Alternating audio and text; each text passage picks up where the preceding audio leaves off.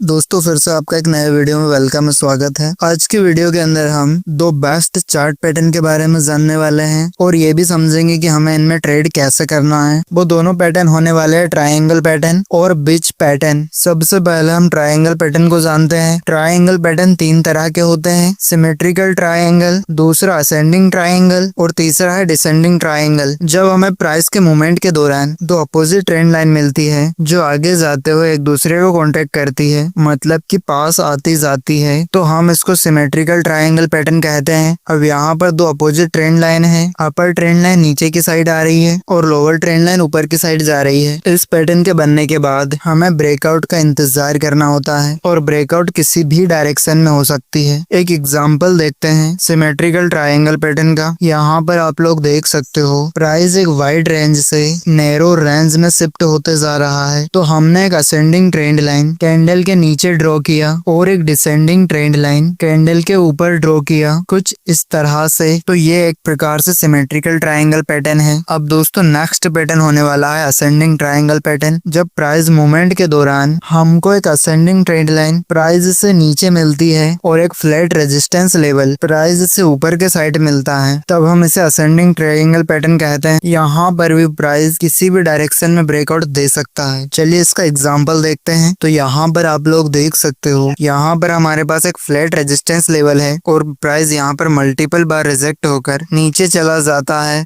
और यहाँ पर हमारे पास एक असेंडिंग ट्रेंड लाइन है जो कि सपोर्ट का काम कर रहा है, मतलब यह एक असेंडिंग ट्रायंगल पैटर्न है। और तीसरा है डिसेंडिंग ट्रायंगल पैटर्न। तो जब प्राइस मूवमेंट के दौरान हमें प्राइस के ऊपर एक डिसेंडिंग ट्रेंड लाइन मिलती है और प्राइस से नीचे एक फ्लैट सपोर्ट लेवल मिलता है, तो हम इसे डिसेंडिंग ट्रायंगल पैटर्न कहते हैं और प्राइस किसी भी डायरेक्शन में ब्रेकआउट दे सकता है। तो दोस्तों जानते हैं कि अब हमें इसमें ट्रेड कैसे करना है। तो ब्रेकआउट में ट्रेड करने के लिए बहुत सारे ट्रेडर्स डिफरेंट प्रकार के इंडिकेटर का यूज करते हैं, जैसे आरएसआई और वॉल्यूम। आज की वीडियो के अंदर हम ब्रेकआउट को हम आरएसआई की मदद से ट्रेड करेंगे। चार्ट पर आरएसआई अप्लाई करने के बाद आपको इसकी सेटिंग्स में जाना है और अपर बैंड में 60 और लोअर बैंड में 40 पुट करना है। तो दोस्तों आप स्ट्रेटजी को समझिए। अगर ब्रेकआउट पॉजिटिव डायरेक्शन में होता है तो उसके लिए आरएसआई का 60 से ऊपर होना जरूरी है, और अगर ब्रेकआउट नेगेटिव डायरेक्शन में होता है तो उसके लिए आरएसआई का 40 से नीचे होना जरूरी है। चलिए एग्जाम्पल की मदद से जानते हैं। तो यहाँ पर आप देख सकते हो यहाँ पर हमारे पास एक सिमेट्रिकल ट्रायंगल पैटर्न है जो कि प्राइस कंसोलिडेशन के दौरान हमें यहाँ पर दो ट्रेंड लाइन एक दूसरे के अपोजिट मिलती है जो कि आगे जाते हुए एक दूसरे के पास आती है। तो अब हमें ब्रेकआउट का इंतजार करना है। तो यहाँ पर आप देख सकते हो एक रेड कैंडल ने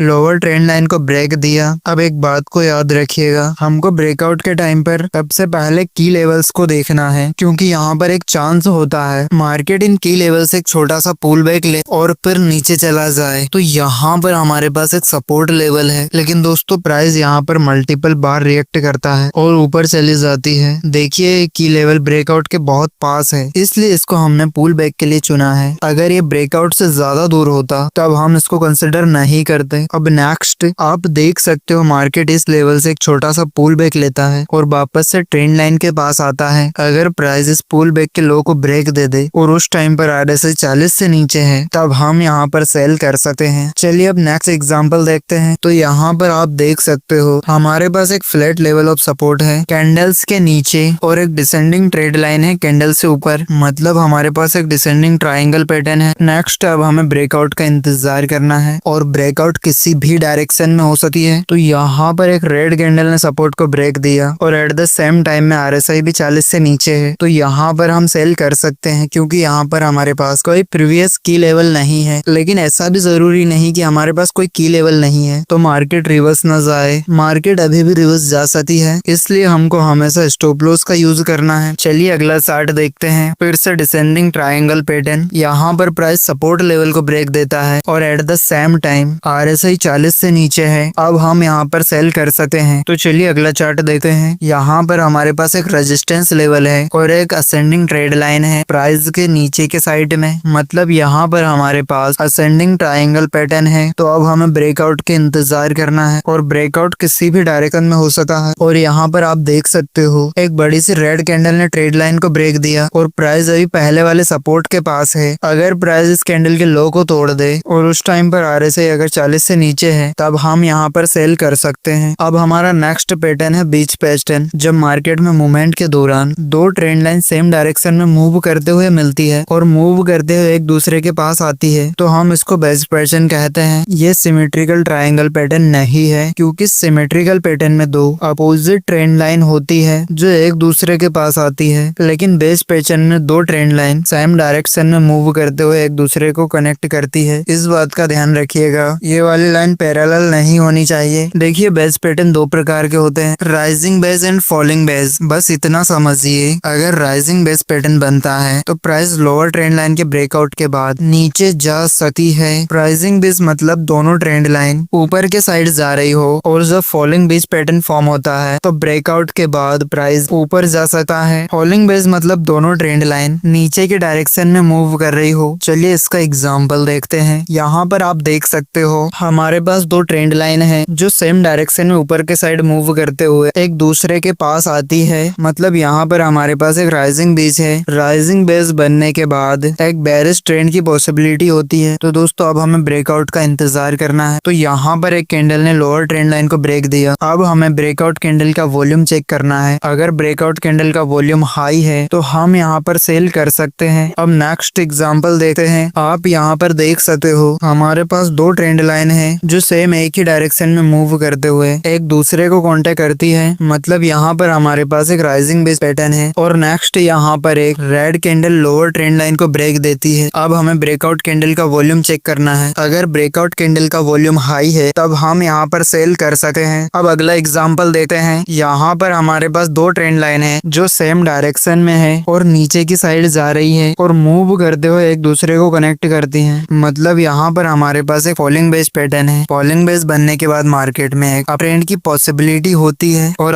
अब आप देख सकते हो एक बड़ी सी ग्रीन कैंडल ने अपर ट्रेंड लाइन को ब्रेक दिया और साथ ही साथ इस कैंडल का वॉल्यूम भी हाई है। तो अब हम यहाँ पर बाय कर सकते हैं। तो दोस्तों मुझे उम्मीद है कि इस वीडियो से आपको बहुत कुछ सीखने को मिला होगा। अगर आप लोगों को वीडियो अच्छी लगी है तो वीडियो को लाइक करने के साथ चैनल को सब्सक्राइब जरूर करें। तो हम मिलते हैं नेक्स्ट वीडियो के अंदर, तब तक के लिए थैंक फॉर वॉचिंग वीडियो।